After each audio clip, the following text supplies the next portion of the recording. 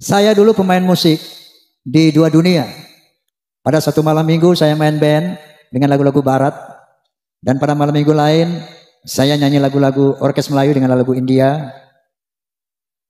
Tumpasai, kayak gitu. Jadi yang saya tahu Habib-Habib dulu itu banyak tukang orkes. Pemain suling Habib, pemain mandolin Habib, pemain gitar Habib, yang joget Habib-Habib juga. Pada mabuk, joget mabuk. Ini gue cerita pengalaman. Ada nggak yang murtad? Thomas Assegaf, tinggal lihat itu di internet. Thomas Assegaf masuk Kristen, bahkan dia jadi pendeta. Ini adalah ciri-ciri bahwa mereka bukanlah keturunan baginda Nabi besar Muhammad sallallahu alaihi wasallam.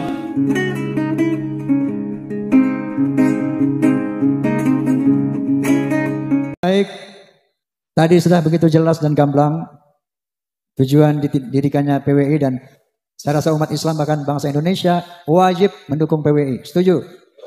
Allahu Akbar. Allahumma sholli ala Muhammad. Saya mau cerita boleh? Kenapa saya sampai satu titik hakul yakin Ba'alawi bukan turunan Nabi.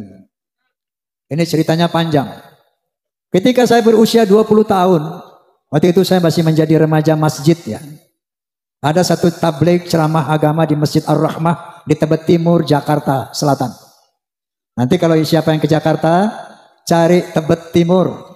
Di situ ada Masjid Ar-Rahmah, masjid lama, masjid tua. Itu tempat saya nongkrong-nongkrong dulu masih remaja di situ. Nah, ketika ada sebuah ceramah agama di sana, adalah seorang Habib tabligh dan saya mewakili pemuda masjid waktu itu. Tabligh ini, Habib ini bilang begini, "Hei, kalau ada seorang Habib, anak Habib, dia mabuk-mabukan, dia berzina, dia berjudi, dia mencuri, jangan kata apa-apa." Ini orang Betawi nih Habibnya nih. Ojo muni apa-apa. Menengke ae ngono. Biarkan saja. Itu dia cucu Rasulullah. Dia ahlu surga. Jangan dikata apa-apa, ojo muni apa-apa, meneng ae.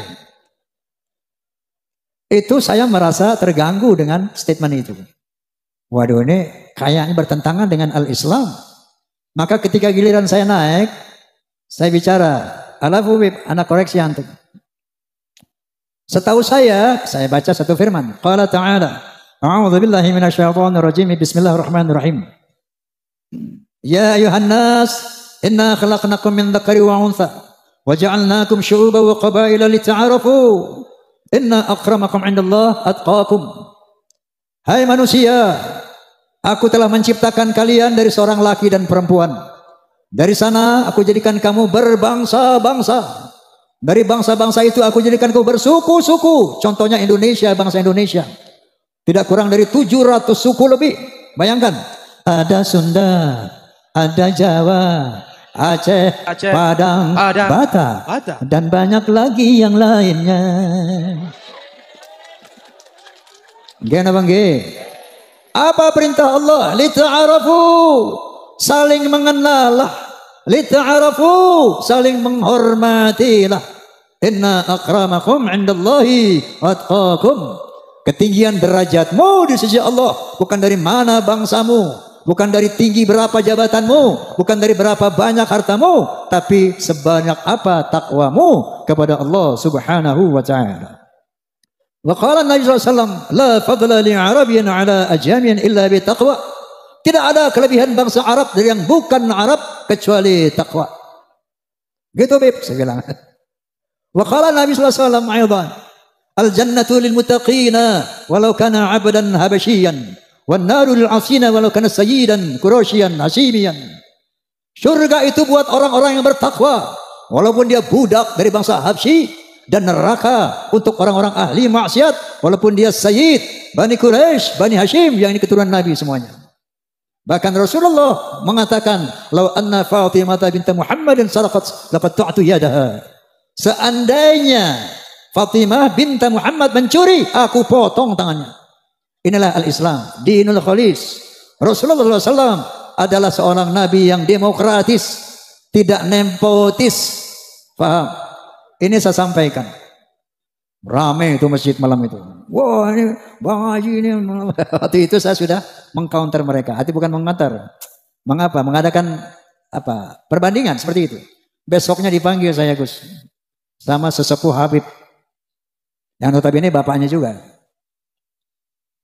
Oma, ente ngomong apa semalam di masjid?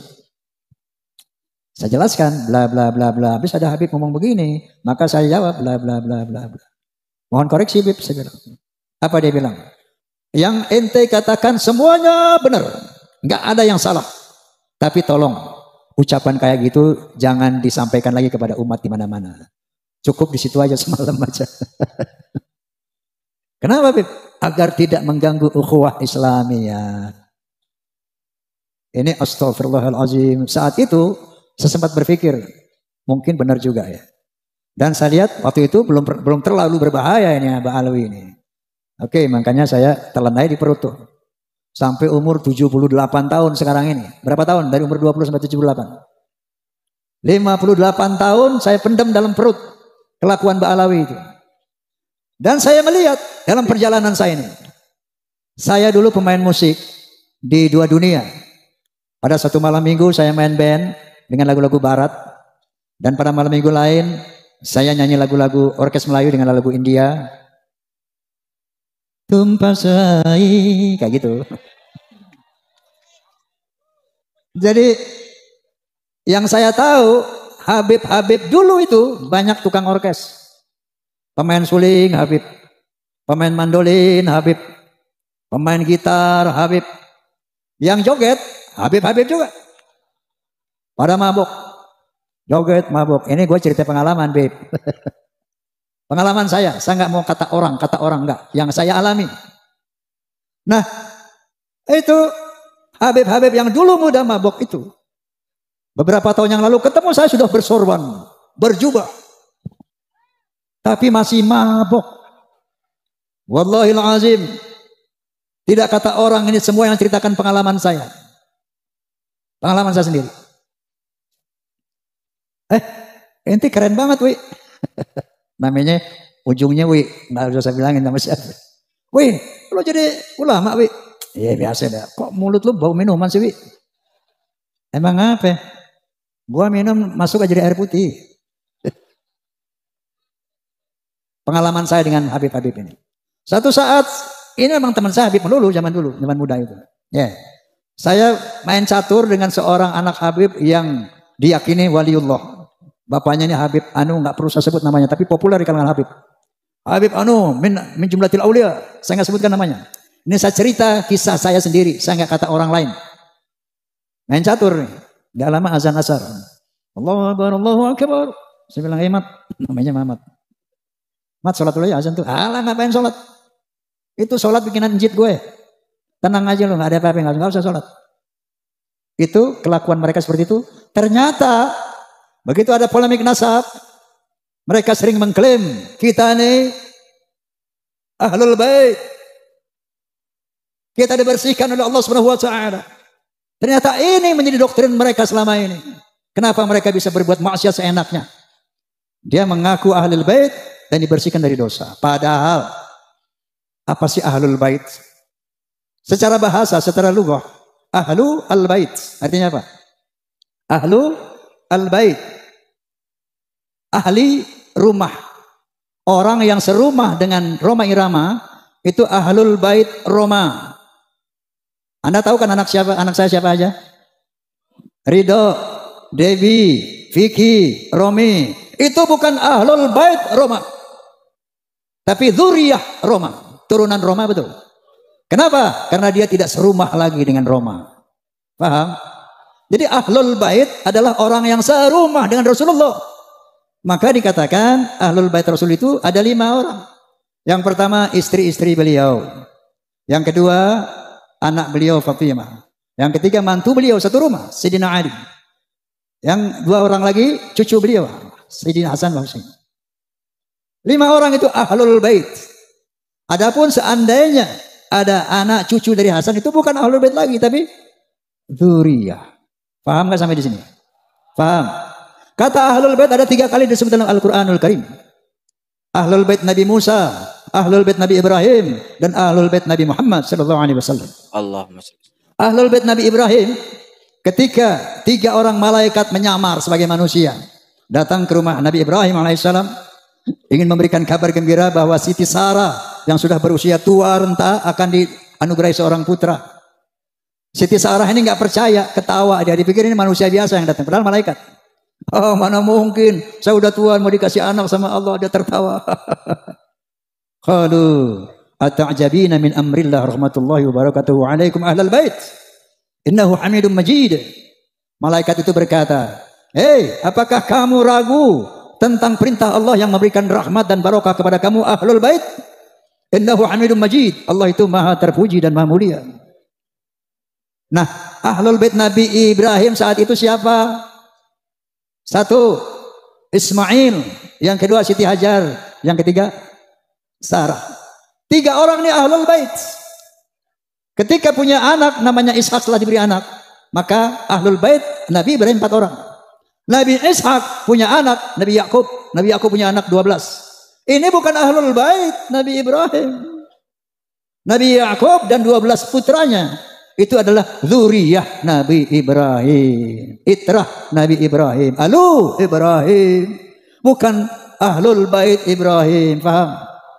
Nah, kalau Ba'alawi gini hari yang udah 1000 ngaku-ngaku ahlul bait lucu atau kocak.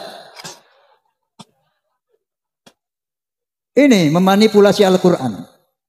Makanya mereka berbuat sewenang-wenang karena di sana ada kalimat innama yuridullahu liyudhhiba ankum rijsa ahlal bait wal yutahhirakum tatheera. Sesungguhnya Allah akan membersihkan dosa-dosamu dan akan mensucikan kamu sesuci-sucinya wahai ahlul bait. Ini dia pegang, ini didoktrinkan kepada turunannya sehingga mereka merasa bebas melakukan kejahatan apapun karena mereka akan dibersihkan dari dosa dan akan disucikan sesuci-sucinya. Padahal kalau kalian baca Al-Ahzab 28 sampai 33 jelas sekali bahwa ada satu kalimat ya nisa'an nabi man ja'a min kunna bi fasyatin sayi'atin yudha'af la adabu dhi'fain. Istri Nabi, kalau ada di antara kamu yang berbuat dosa yang nyata, azabmu 2 kali lipat. Ahlul bait itu. Walaupun kalau berbuat baik, pahalanya 2 kali lipat. Tapi berbuat dosa, kata Allah, dhi'fain, 2 kali lipat. Lalu Allah mengatakan kepada istri Nabi yang notabene ahlul bait, apa kata Allah? Wa qarna fi buyutikunna wa la tabarrujna tabarrujal jahiliyatil ula. Wa aqimna shalah wa atina zakah wa ati'na Allah wa rasulah.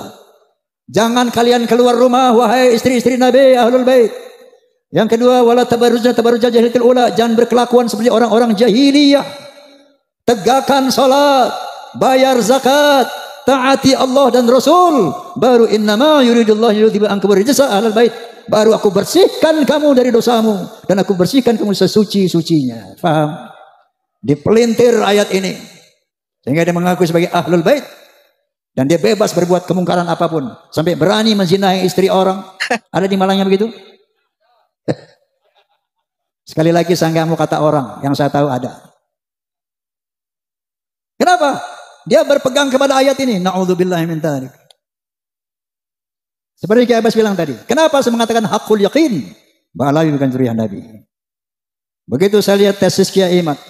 Waktu itu saya masih netral, artinya saya pengen tahu kebenarannya. Saya tunggu antitesis, makanya saya undang dari Ba'alawi, Ketua Rabitul Alawiyah. Siapa itu? Taufik Assegaf. Enggak datang. Saya undang Lutfi bin Yahya Pekalongan, juga enggak datang. Bahkan saya undang sahabat saya, Ustadz Rizik Syihab, juga enggak datang. Nah, akhirnya mereka tidak pernah berhasil sampai saat ini membuat antitesis. Itu sementara kupasan Kiai Imaduddin Utsman luar biasa. Dia seorang mujadid dunia Islam sedunia.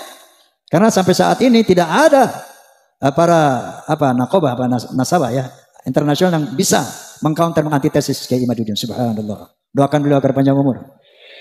Tidak bisa bernisbat kepada Rasulullah, tidak bisa mengaku-ngaku sebagai keturunan Rasulullah kecuali orang yang berhak mengaku sebagai keturunan Rasulullah. Siapa orang yang berhak itu? Dia adalah cucu asli, bukan cucu palsu. Bagaimana cara memverifikasinya? Minimal ada 3 hal. Pertama, min haisul amalu. Kedua, min haisu ilmun nasabi. Yang ketiga, min haisul hamdun nawawiyu. Pertama dengan amaliyahnya. Kita lihat amaliyahnya bagaimana orang yang mengaku keturunan Rasul. Apakah amaliyahnya sesuai dengan amaliyah Rasul? Akhlaquhu hal tadullu ala akhlaqi Rasulillah. Apakah akhlaknya itu sesuai dengan akhlaknya Rasulullah? Ibnu Hajar Al-Haytami memberikan ciri-ciri. Pertama, cucu Nabi asli tidak akan pernah murtad. Yang kedua, cucu Nabi asli mustahil berzina. Ketiga, cucu Nabi asli mustahil sodomi. Ini min haisul amal. Kita lihat tinggal apakah orang-orang yang mengaku turun Nabi ini dari klan Ba'alwi ada yang murtad atau tidak? Ada apa tidak? Ada yang berzina apa tidak? Ada yang sodomi atau tidak? Tinggal klik di Google, banyak yang berzina dari Ba'alwi. Ada Yusuf Al-Kaf di Madura, ada Toha bin Yahya di Cirebon, ada Al-Idrus di Jepara, bahkan 31 orang yang diembat. Ada enggak yang sodomi? Ada kemarin itu Rayyan Al-Qadri, gay itu ya sodomi. Ada enggak yang murtad?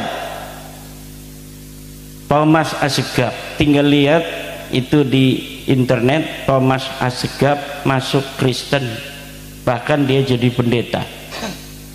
Ini adalah ciri-ciri bahwa mereka bukanlah keturunan baginda Nabi besar Muhammad sallallahu alaihi wasallam min haisul amalu wal akhlaqu. Dari mana kimat itu? Ada dalilnya. Dalilnya dari kitab Ibnu Hajar. Dari kitab apa? Dari kitab Fatawi Ibnu Hajar. Di dalam kitab Fatawi Ibnu Hajar dikatakan, inna haqiqata al-kufri la taqa'u liman ulima ittisalu nasabihi ilal bid'atil kirimah. Bahwa hakikat kekufuran tidak akan pernah terjadi terhadap orang yang diketahui dan diyakini nasabnya bersambung pada Rasulullah. Itu tentang ciri-ciri bahwa turunan Nabi enggak ada yang murtad. Kalau ada salah satu keluarga yang mengaku seluruhnya keturunan Nabi, lalu dari bagian mereka ada yang murtad, ini idza sabatal ba'du sabatal kullu.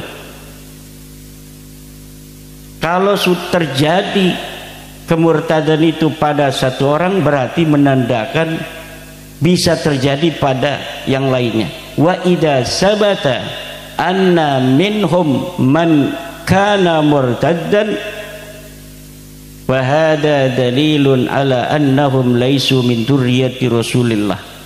Kalau ada di antara mereka yang bisa murtad demikian, maka ini menunjukkan bahwa mereka bukan keturunan baginda Nabi besar Muhammad sallallahu alaihi wasallam. Idza sabata Thomas Assegaf kana murtaddan wa huwa min Ba'alawi, fasabata anna min Ba'alwi, man kana murtaddan wa idza sabata anna min ba'alwi man kana murtaddan fasabata annahum laysu min dzurriyyati Rasulillah sallallahu alaihi wa alihi wasallam. Idza sabata anna min ba'alwi man zana fasabata annahum laysu min dzurriyyati Rasulillah walakinna minhum man zana walakinna minhum man zana fasabata annahum laysu min dzurriyyati Rasulillah sallallahu alaihi wa alihi wasallam.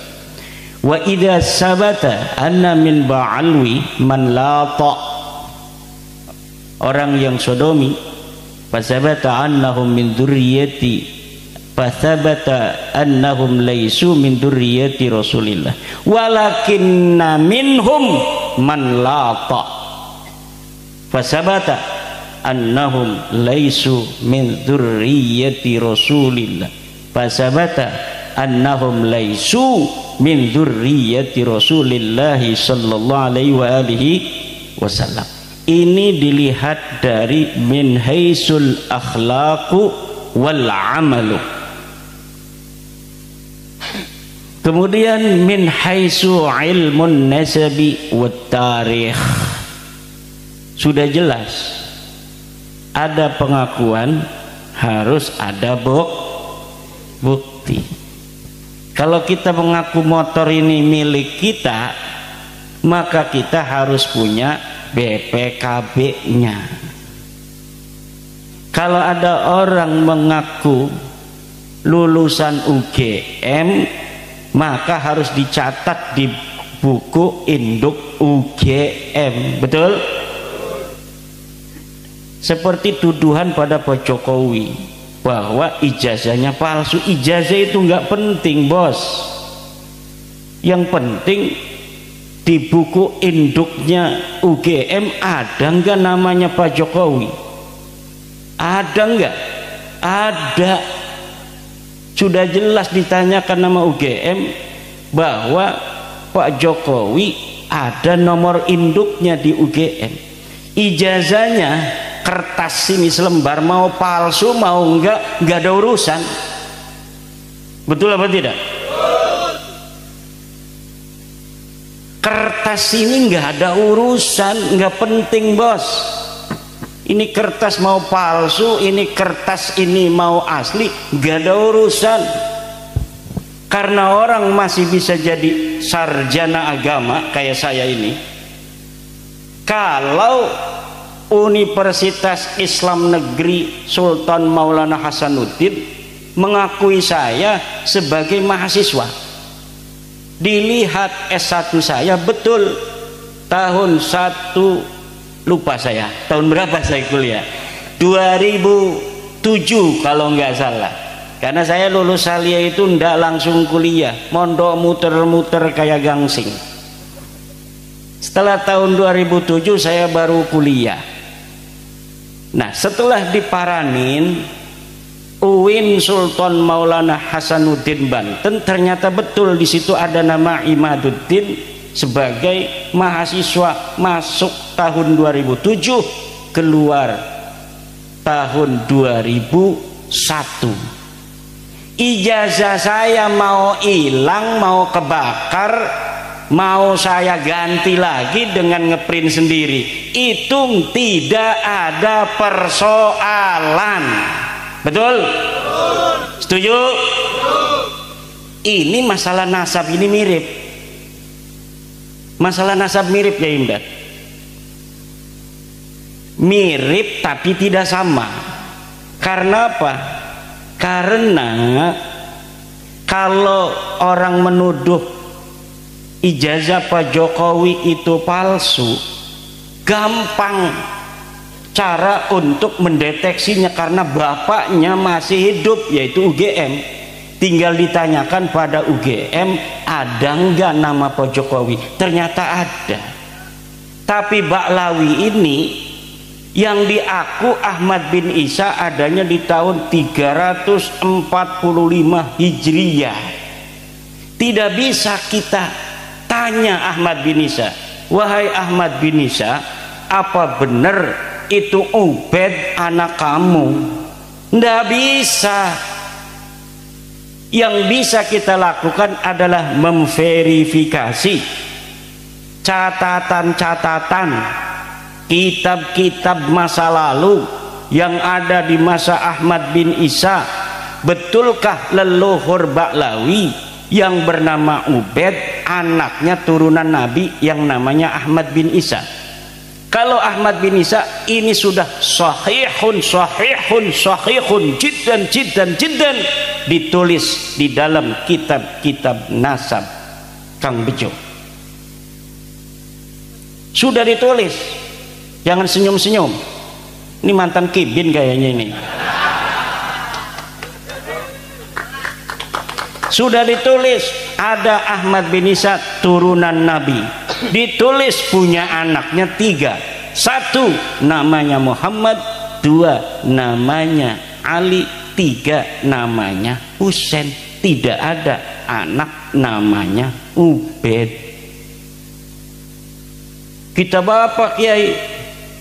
Banyak tuh kitab-kitabnya, ada Tahdzibul Ansab, ada Al-Muntaqilah At-Talibiyah, ada Al-Mazdi, ada Asy-Syajarah Al-Mubarakah, ada Al-Asili, ada Al-Fakhri, ada As-Sabatul Musan, ada Tahdzibul Ansab. Semuanya dari mulai abad ke-5 Hijriah sampai abad ke-9 Hijriah tidak ada satupun yang menulis Ba'lawi sebagai keturunan baginda Nabi besar Muhammad sallallahu alaihi wasallam. Tidak ada yang menulis bahwa leluhur mereka yang namanya Ubaid sebagai keturunan baginda Nabi atau sebagai anak Ahmad bin Isa. Man arada ayyaruddani fi hada falyatini bidalilin. Ilal an la yastati'u ayyatiyani bidalilin qattu la min Indonesia wala min Yaman wala min Oman wala min Madinah wala min Makkah, la ahad yastati'u ayyatiyani bi kitabin wahidin yadhkuru anna Ubaidan ibnun li Ahmad ibni Isa, la yakun. Ini berarti orang kesugihan bisa bahasa Arab semua Kiai. Dia tepuk tangan itu paham. Masya Allah, saya salah masuk ini ke sini.